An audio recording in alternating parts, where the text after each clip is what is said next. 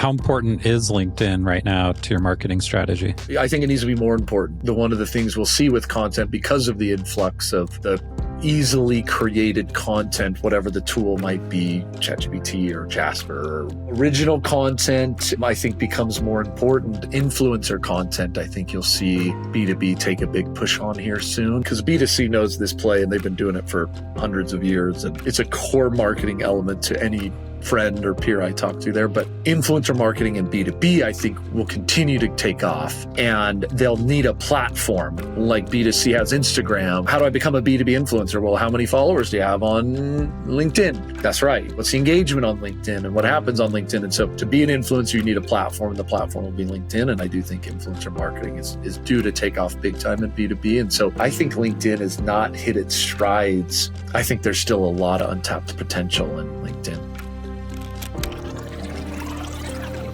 How important is the role of human storytelling as a differentiator? Hello and welcome to Best Story Wins. I'm your host, Josh, and I'm joined by my co-host, Jason. And today our guest is Gabe Larsen from Kustomer. Hey, Gabe, thanks for joining us today. Yeah, man, appreciate it. It's always fun to talk shop. I'm ready to get into it. Yeah, so Gabe, for our listeners, can you give an overview of what Kustomer does and share a little bit about what you focus on in your role there? Absolutely. So I'm running marketing over here as the chief marketing officer. Been here 5 years, and yeah, we play in the customer service space. And so we provide, you got to throw this word in there, sorry, but it is an AI-powered customer service platform.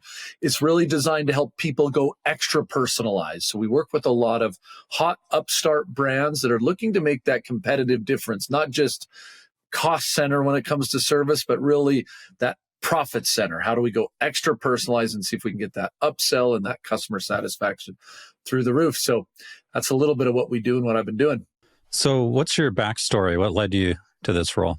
I have been in tech now for a dozen or so years. And I was looking for, previous to Kustomer, I jumped into a technology company and it was small, maybe, what was it? I don't know, 75-ish people.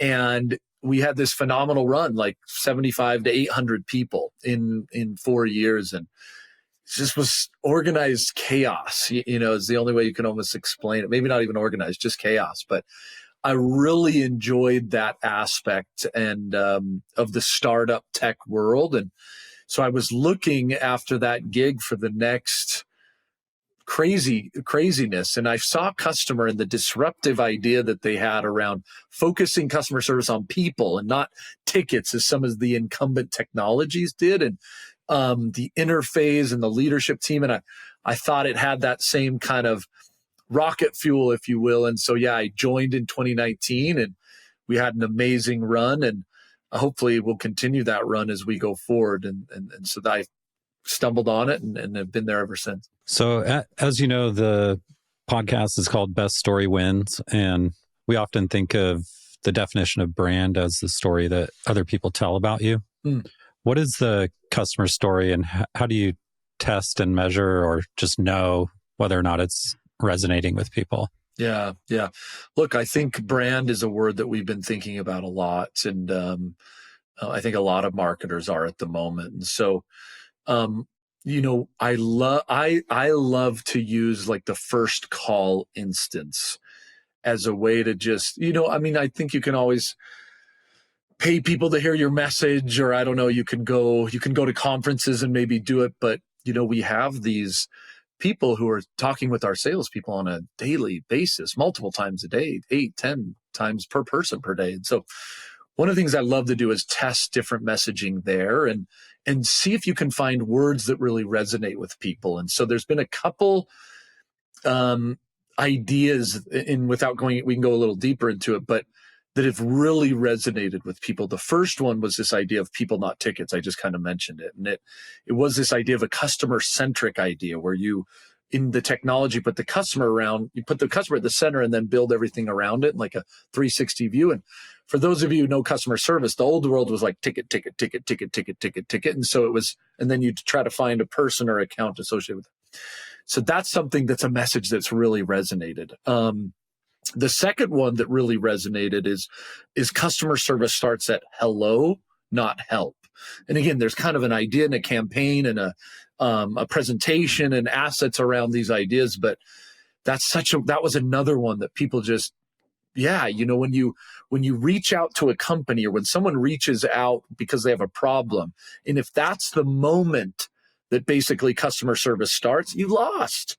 It is game over, because what are you going to do? You're going to basically have this moment where it's like, now who are you, Gabe? And what did you buy? And, and tell me about your problem. Give me your ticket number. And if you reach out and customer service starts at help, then it is game over. And one of the things we've really differentiated ourselves on is this idea that customer service starts at hello. As soon as they buy something from you, we gather all of this data, all of this information about the individual, and we basically can start the experience right there proactively. If they do reach out for problems, it's game over. We know everything about them already. So because of the data and the database that we have to capture that type of information. So those would be a couple of those stories that, as a marketer, and I'm giving you the flyby version, but where we've tried to test real time with some of these concepts, something that people would just resonate with. And as a marketer, man, I love that old Simon Sinek stuff. People don't buy what you do, they buy why you do it. And I can see if you can get that emotional response, or if somebody can light their eyes just a little bit in that initial conversation and jump on with a tagline or a story, it's just so much different. So that's kind of where my mind goes. That's really cool. So if I'm understanding you correctly, it's the idea that customer service starts way before there's ever a problem. Like as soon as they're a customer, you're working to just serve them, really, right? Well, to build the story, to build that information, because that allows you to then solve the problem before it potentially even arises, if you already know everything about the customer. Yeah, you reminded me of a talk I saw Seth Godin give a while back, where he said, if you tell me a story, one that is true, that lights me up inside, I'll go anywhere with you. I was like, yeah. that was he always has the magic definitions of. Well, and see, that's one of the reasons I'm probably a better marketer than I am salesperson. Because I want to be in those first interactions with the brand or company. I really want to be emotionally connected. I want to feel that vision. And to your point, I'll then just follow you everywhere. But if you just kind of go into a pitch or a feature war, I really want to be connected to the why of these companies. That's good. So what role does content play in building the customer brand? Yeah, look, I think the world right now is in such a flux of, it's with us in marketing. We've obviously been chatting about the role of, video, and that's something I'm becoming more passionate about. But in our world, the artificial intelligence, for example, is so frustrating, because it's like, it's here, you don't know what to do, and there's so much going on, and you're being asked to do more with less. And customer service agents, they're costly. And so it just feels like our core audience is definitely, and I think a lot of business professionals find themselves here, but more than ever, they're kind of just like, man, what the hell is going on? Like, how do I do my job? How do I effectively move forward? And so things we've done in the past, and I know it's a little cliche, but we're questioning them, I think, more than we ever have. And so now we have this lightning strike moment where we can really educate our audience, like take them to a watering hole and really tell them the way to do it and the best way it can be, and how to do it. And so from a conceptual background standpoint, I think content at the moment has never been more meaningful if you can do it in a way that isn't just using an automated tool to throw out some blog. That I think is kind of, I don't know if it's table stakes or it's not even needed, but there is this thought leadership, guidance, counselor, lead to the watering hole type content that people are, I think, dying to digest. And I think we have an opportunity to potentially do that. So what is a big opportunity you're seeing in your market, and how does that impact the content motions that you all are running? Yeah, at the moment, I mentioned video. Maybe I'd go there first, but I could probably give you a couple. It's just, maybe it's Captain Obvious here, but video content appears to be being consumed for our audience way more, and on channels that I just didn't think they would do. I mean, I'm finding myself more on Instagram and more on TikTok, scrolling through, and all of a sudden I'm finding some of our brands. I was talking with my CEO and he saw a commercial of, somebody in our space, basically on connected TV, where we were both like, oh, dang it. And so there's these little kind of short form content on LinkedIn where, people like the interaction in a way that, and we've debated some of the formats there, but there's a little bit of a professionalism, a little bit of a TikTok vibe that seems to be working a little better for us. But yeah, the video stuff for B2B, I don't know, maybe I'm a little behind. I mean, we've been talking about video, but certainly it's taking on a new face and a new shape and a new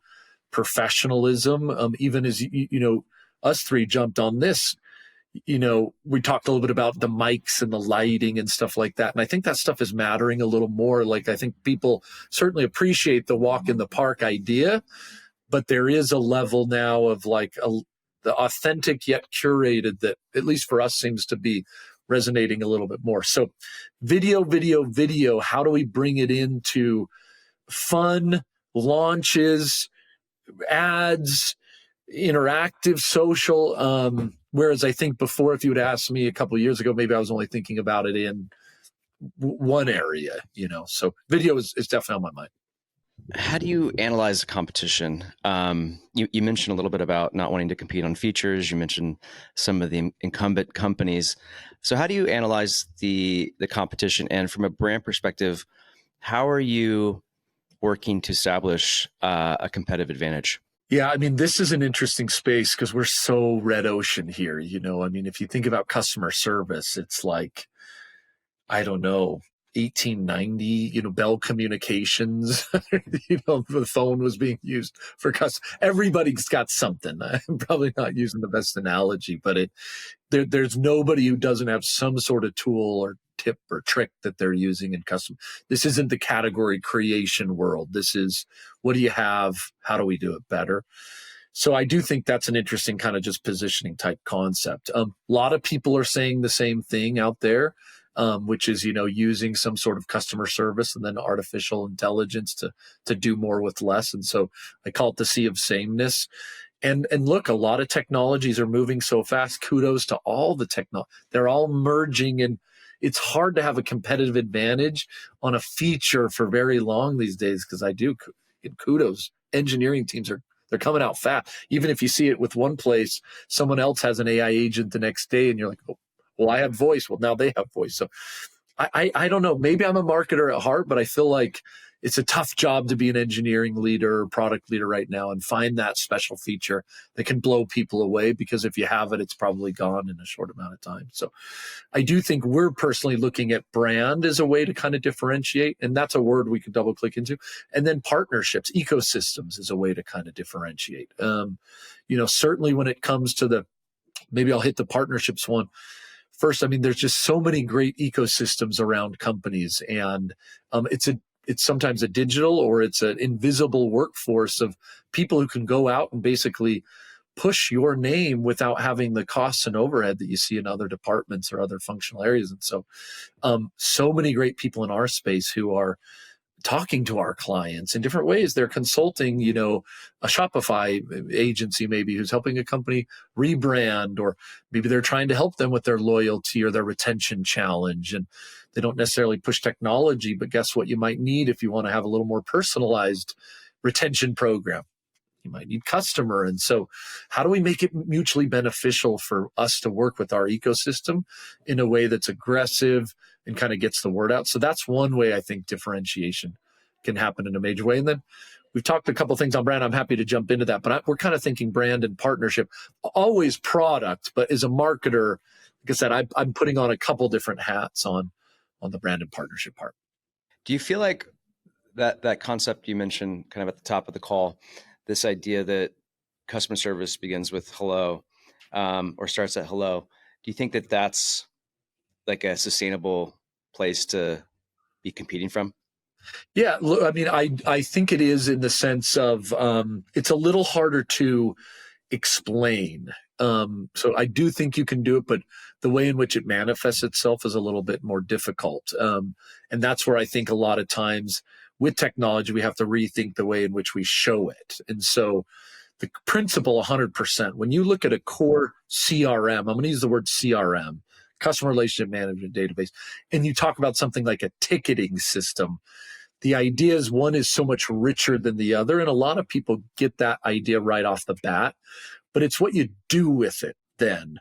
And one of the things we're trying to go in more is this idea of like proactive. I mentioned a little bit, like, what if I could solve the problem before it even becomes a problem? And if you have the data set, you'll actually find potentially in there that you're the first one to know that the flight got canceled. They don't know it yet, maybe because they haven't been alerted or they haven't checked their app or whatever it might be. So is there a way that we can get that information, look at the person's preferences, rebook them on a different flight, and then just send them a notice that says, hey, by the way, your flight got changed. We automatically booked you. Something that, and I'm using an example, but you could do that on shopping or delivery or travel, but something that allows you to take the data and then demonstrate getting ahead of the problem so that you can then show the idea that hello matters much more than help. And that would be a difference of a ticketing system versus a CRM system, or something that has a large amount of data versus something that's like trying to fetch or use data. Outside of that customer service context, when you're looking at your marketing in general, sure, how important is it that, you know, with AI agents popped into every product, and like you said, that feature parity happens really quickly, how important is the role of like human storytelling as a differentiator? I mean, you're touching on it certainly in the actual customer experience. And how do you do that other than, you know, having be human in the voice and tone guidelines like everyone does?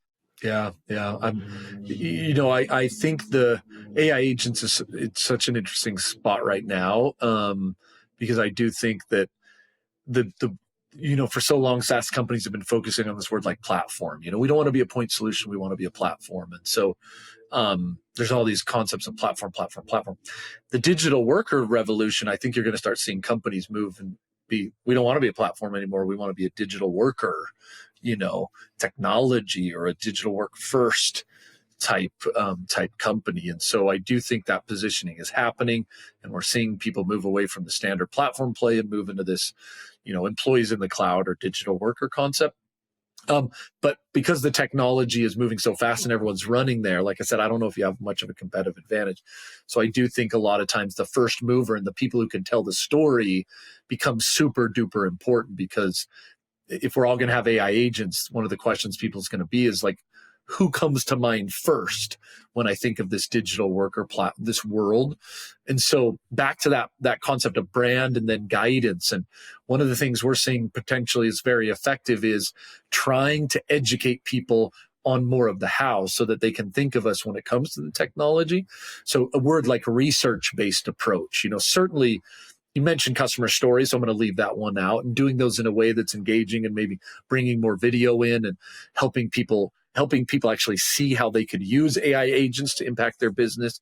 So effective. But man, actually diving into the research or into the data, right? So many of us have access to some data where you could say, hey, we have these clients and what they're doing is 80% of AI agents are being used in this use case. Or what we're finding is that if you use an AI agents like this, you can actually cut time more here versus there. Or summaries, when you actually have a digital summary, or one, this one's a fascinating one. The amount of time that's spent on handoffs in customer service, it's one of the biggest, it's one of those obvious ones. You have a handoff because this person or this agent couldn't figure it out. And what happens on that handoff is everything breaks down. It's just so frustrating. We all know it.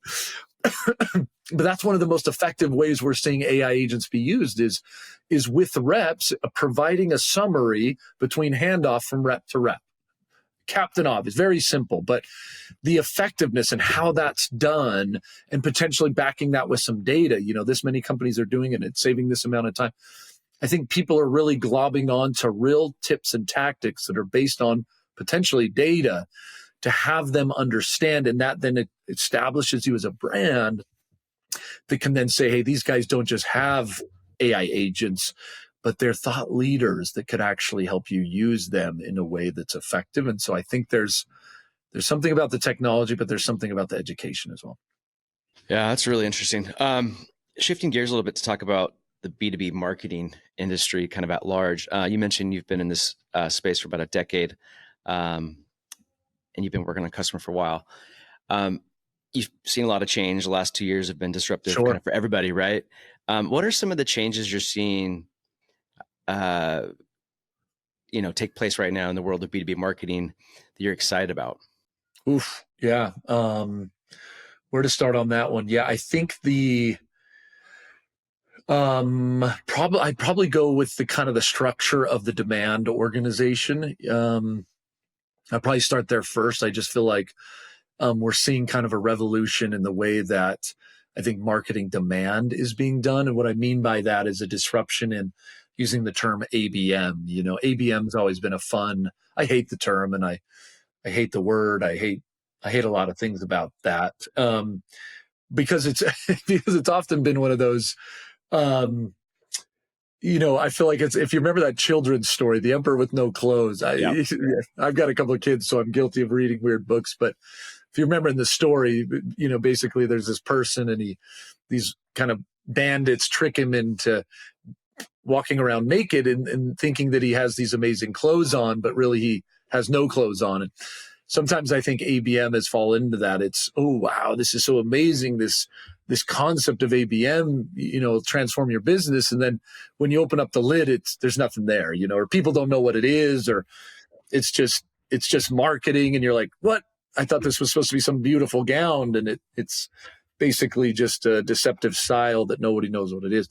With that said, those who are doing it, I think, are seeing kind of, or have an opinion on it, are seeing it transform into a way that, I think it's going to really transform marketing. And what I mean by that is, right now, typically organizations, especially in SaaS, have like a demand function with a head of revenue marketing. And that revenue marketing has, the content and campaigns. And then you've got a partner organization in the sales development group that will respond or interact or go outbound to that. And it becomes fairly heavy with people as they kind of try to figure out how to run different campaigns. And some exciting things happening there. And what I'm kind of seeing the future look like is those organizations merging into kind of like this GTM engineering group. And that GTM engineering group will be fairly light on people and really supported by technology. And the core component will be more of a signals-based idea. And that signals concept is, how do we identify our target audience and then capture different signals that basically lead to buying behavior? So for example, you have a target audience list and someone changes jobs, or there's a funding announcement, or they're hiring a role that's interesting to you. And all these signals are basically attached onto your target list in this database. And then this GTM engineering group uses a crew of virtual workers to basically start running different interactions or engagements based on those signals. And so these AI agents, whether you want to call them SDRs or demand groups, will be running potentially an email sequence based on that, or maybe there'll be phone calls or LinkedIn interactions, or maybe they're invited to certain activities based on these signals. But there really is one person kind of pulling the string, or a small group of people pulling the string behind this group of demand focused constituents to kind of lead this signal-based selling or signal-based marketing approach supported by digital workers. So I'm blabbing, or I'm going into maybe too much detail, but that's an exciting movement, I think, in the go-to-market side of the house, where I think we're seeing a lot of transformation, a lot of companies starting to play in that world. And as a marketer, what I just explained to you, 2 years ago, that's a duct tape and bale wire version of a bunch of Frankenstack technologies. signal capturing. I got 7 technologies and trying to get it into a CDP and or it's messy. And a lot of the ABM vendors, they have no clue what this is because they can't, they're so focused on first party intent and website visits. And, anyways, I think we'll see a whole shift that I'm super excited about. I think it's going to be a blast. Yeah. Yeah. I think it's hilarious what you're saying there. In the top of your answer about ABM and it being kind of the emperor's new clothes situation. I always think about this has probably happened for the past 5 years at our company. Whenever we've had a slow quarter and we've been as a sales and marketing team, getting together, discussing ideas for what we could do differently. Someone's always like, maybe we should try ABM. Right. Or we've been trying ABM, it's just, it's sales, it's sales and marketing, but I love that. I love that comment because it's almost like sometimes people are using AI like that now, it's like, if you're not hitting your number, it's like implement ABM, or why don't we doing AI? And you're kind of like, well, I don't know if that's the answer. That I think that's a tool, but people often look at it as like, well, why aren't we doing it? That's a great. You should have said that earlier. No, it's a silver bullet, I think, in a lot of people's minds, but no one that thinks of it that way actually knows how to do it. What about on the flip side? What are some things that you're seeing right now change or trends that you're seeing right now that are getting a lot of attention that you are hoping soon fall by the wayside? I think there's some things on content that are a little disappointing to see with AI. As I was saying, I love the thought leadership angle, as I've been saying. I love the idea of influencer marketing, educational content. And I'm hoping that we'll find that balance of the spam versus, the depth. And obviously content's becoming easier to create. And so we're seeing, it would be sad, for example, for LinkedIn to turn into a bot focused, bot commented, bot driven, written, spam infested environment. Because I think it's cool. I like LinkedIn. I like to try to spend 10 minutes a day and go interact and peruse and check some stuff out. And so anyway, so that would be one thing I'd love to see evolve. And you can't ever go back. Anytime you can never, I don't expect AI not to be used in LinkedIn, for example. I would hope people, have their own post idea and then have ChatGPT clean it up before they post it, rather than get some automated content creator that is posting ChatGPT posts for them 4 times a day or something. So I'm hoping we can find a balance on content that utilizes AI, but doesn't turn it into a, spam infested world where you can feel like the depth isn't there or it's not original. But I don't know how that plays itself out, but that's one thing I'd like to avoid if possible. On that note, how important is LinkedIn right now to your marketing strategy? I wish it was more important. I think it needs to be more important. I do think one of the things we'll see with content, because of the influx of the easily created content, whatever the tool might be, ChatGPT or Jasper or whatever, one of these tools. Original content, I think, becomes more important. Influencer content, I think you'll see B2B take a big push on here soon, and you'll see more platforms come to bear that allow influencers in B2B, because B2C knows this play and they've been doing it for hundreds of years. And it's a core marketing element to any friend or peer I talk to there. But influencer marketing in B2B, I think, will continue to take off. And they'll need a platform like B2C has Instagram or something like, how do I become a B2B influencer? Well, how many followers do you have on LinkedIn? That's right. What's the engagement on LinkedIn and what happens on LinkedIn? And so to be an influencer, you need a platform, and the platform will be LinkedIn. And I do think influencer marketing is due to take off big time in B2B. And so that would be just one element. That's not that every senior executive, should be basically trying to build their influencer network in a company, and the power of video in LinkedIn to make it more engaging. And so I think LinkedIn has not hit its strides. I think there's still a lot of untapped potential in LinkedIn. So I wish I was doing more. even as I talk, I'm like, damn it, I got to dedicate more time to that.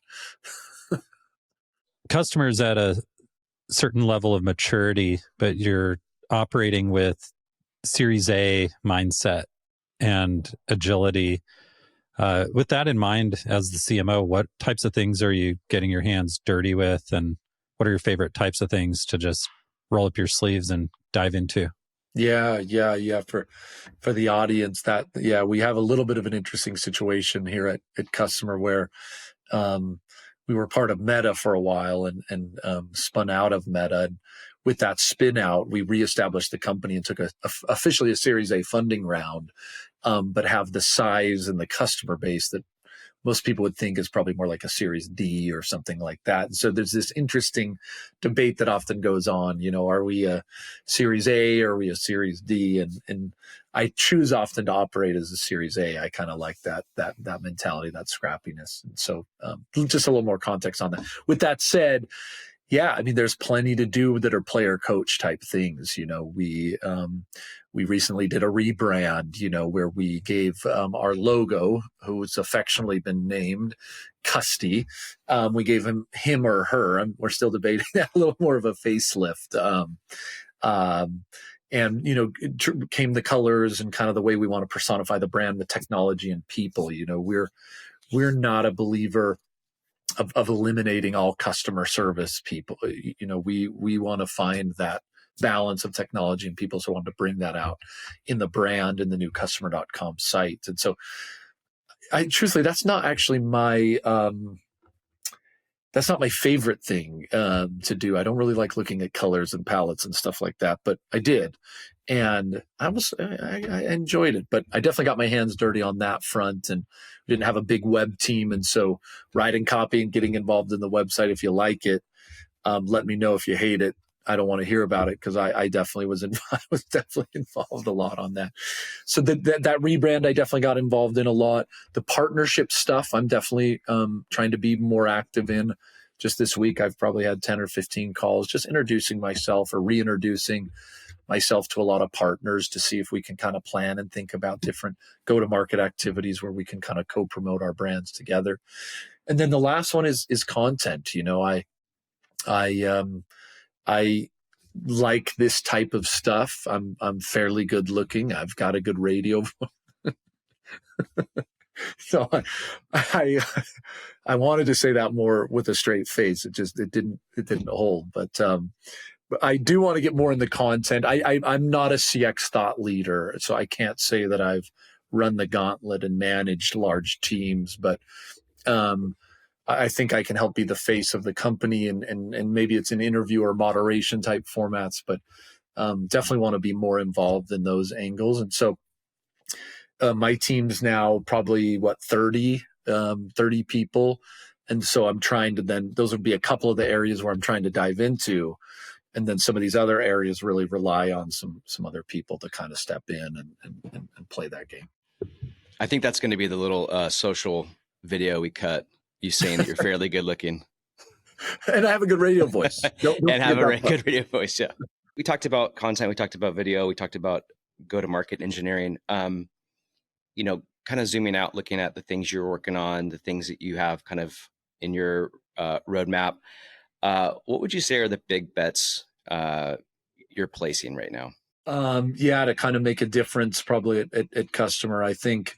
At a high level, it's, brand, I'd say brand, and there's some subsets under that. And then the second thing is kind of a new age thinking on demand, which we've touched on a little bit. And then number 3 is partnerships. So those would be the real big buckets. I don't know if that exact order, but yeah, if my boss sat me down and said, how do you take Kustomer to the next level? The 100,000 foot view is brand, demand, and partnerships. Happy to dive into that. We've hit on some of the angles, but I think those will be 3 things, and that's a marketing angle, right? I mean, we're a product-led company, and so I do think you got to have a great product and happy customers from that. But yeah, from my priorities, those 3 would be the big balloons. So you've mentioned brand and touched on it a bit, and we've seen a lot of folks, especially after, call it 18 months of maybe over-indexing on conversion content. A lot of people realizing, oh, brand's important and starting to embrace it again. Sometimes still struggling to figure out how do we show the ROI of these efforts. Yeah. But do you have any predictions about what companies like Kustomer will be doing differently over the next few years, and just how to grow and stay front of mind and build a brand? Yeah, man, I was just pulling it up here. I have an expose that I've written. I need to figure out the best method to put that out there. What is this? It's 3 pages. I think just read it. 7 years ago, Make sure you call it a manifesto. Yeah, you have to call it a manifesto. Yeah. It's my brand manifesto. No, but truthfully, it's come up in conversations, and I think even CEOs, I think a lot board are starting to, in the word, obviously it fits a little bit into that word ABM, like, ooh, what does it mean? But there is a little more crystallizing of it. It's important to have something there that isn't just, are you sending 1,000 emails a day, or do you have 50 webinars, or whatever it might be from your demand angle. And so I think you're going to see and hear more of this. I don't know if it'll be the word brand or reputation or what, but there's a lot of talk, and I think trying to determine how to measure it in a way that's effective. So I think those are conversations going to be happening. In my manifesto here, I've liked some of the stuff I've read out there. So I did say, brand, we need to probably start with identifying like what brand is. And so I say it in my manifesto. I'm still in the word manifesto. I love it. But please do. Brand, I say, is the legacy we leave in every conversation we're not in. So that's kind of the way I've defined it. And when we do it right, products sell faster, partners want to work with us, top candidates reach out first. And then, I think I've broken it down into 3 areas about how people should start thinking about brand. And I really think, one, you have to have a bold point of view. Leaders you can't just sell products. To sell, I think you're going to need a new way of thinking. And so companies have to it's back to where we started, that idea of like, and it isn't just about a one-word slogan or something, but that concept, that why, that Simon Sinek why, like customer service doesn't start at hello, it starts at hello. It's customers, not tickets. Do you have something that you can kind of anchor on that feels strong? So I do think messaging will be a real core component of that. I think where a lot of companies are going is this second concept I've said is around a prolific and persistent drumbeat. I use the word prolific because it's about standing out with being not too mainstream boring, but it's also not being too extreme, where you're that startup that's annoying, where you're dismissed and unrealistic. So you got to have a prolific and then persistent drumbeat. That drumbeat is that steady drumbeat of activity that builds credibility and momentum. Think of things like thought leadership and customer experience and market presence are kind of the 3 categories I've been playing around with that. And then my third big bucket for brand is taken from that book.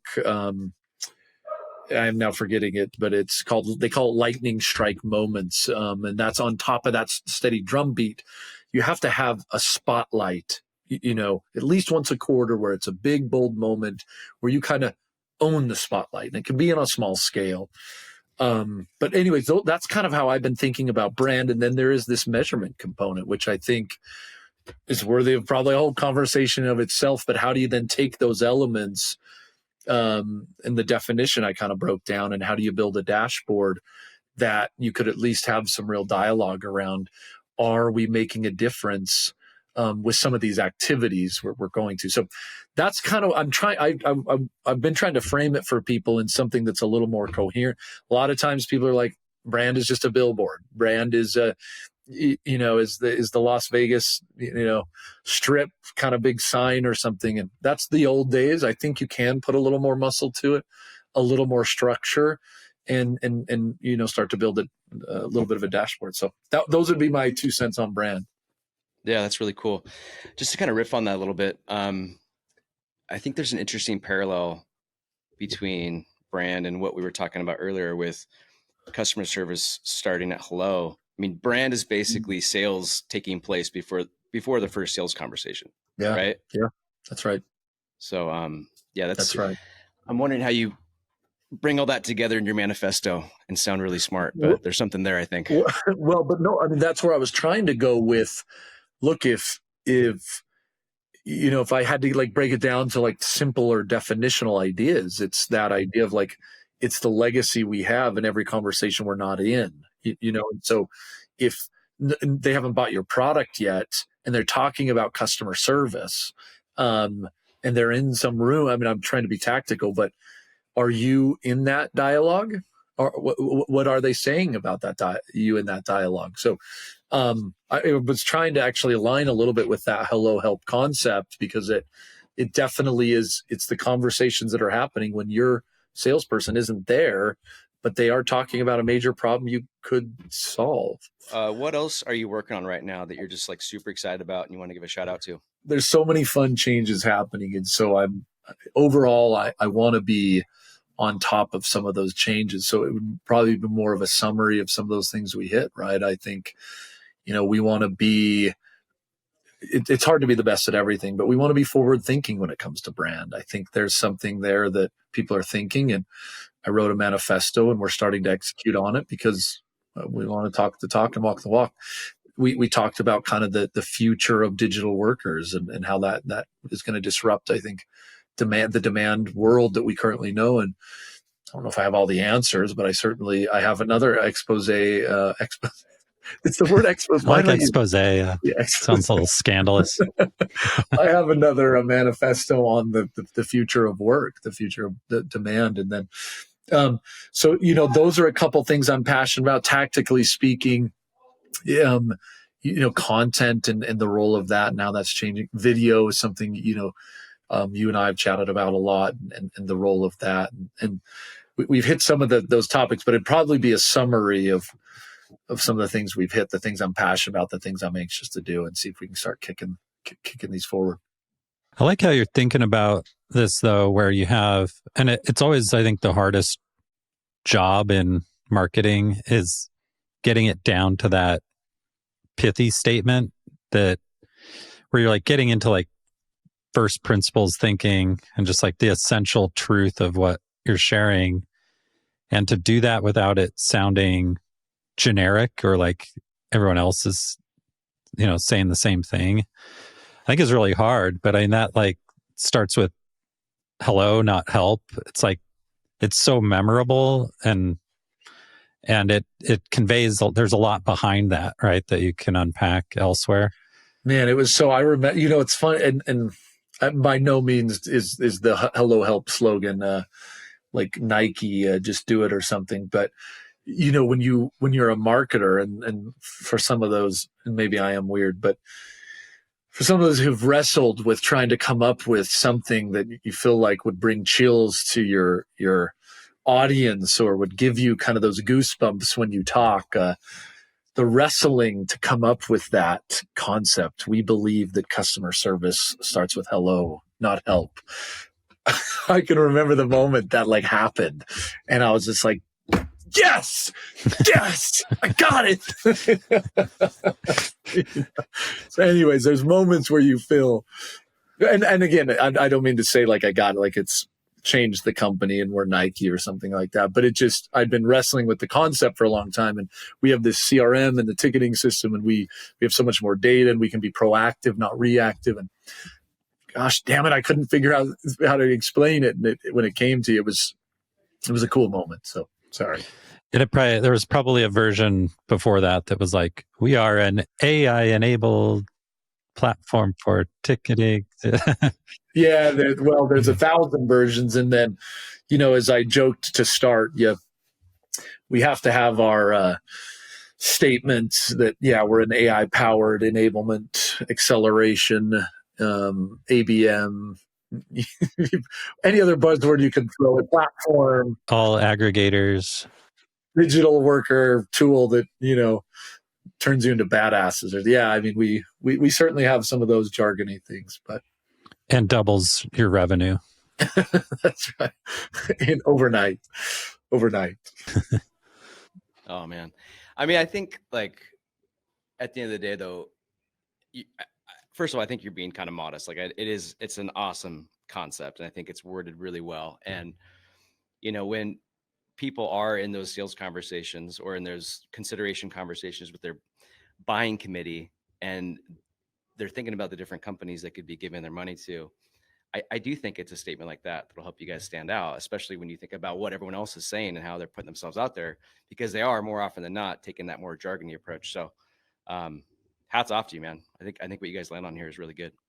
Yeah, no, well, we'll see. Proof's in the pudding, but it is something that resonates a little more than the AI powered word salad. So we could always test it in an ABM campaign, Yeah, no, we're gonna get it into the ABM communication strategy approach. That do some AI SDR ABM. We should have practiced the buzzwords. I usually am pretty good at that, but at the moment, for some reason, I'm having a hard time getting my word salad in play. Oh man. Well, Gabe, hey, this has been awesome. For our listeners that want to learn more about you and find you online, where's the best place for them to do so? Yeah, I'm trying to double down on LinkedIn. I respond better to LinkedIn than I do email. That's for damn sure. And then, kustomer.com, customer with the K, Kustmer. So hit us up there. Awesome. Thank you so much. Thanks, Gabe.